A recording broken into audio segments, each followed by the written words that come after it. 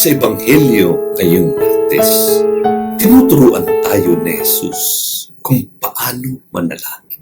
Hindi sa dami ng salita, kundi sa katapatan ng puso. Ang Ama namin ay hindi lamang panalangin, kundi gabay sa ating buhay.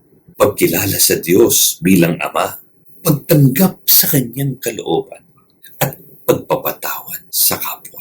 Kapag tayo'y tapat na nananalangin, hindi natin inuulit ng walang saysay ang mga salita, kundi binubuksan natin ang ating puso sa Diyos na nakakaalam ng ating pangangailangan.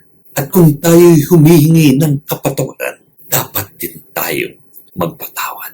Ang panalangin ay hindi hiwalay sa gawa. Ang bawat ama namin ay paanyaya upang isabuhay ang pag-ibig, kapatawaran, at tiwala sa Diyos. Kaya't sa ating araw-araw, gawin nating buhay ang panalangin. Simple, tapat, at puno ng pag-ibig.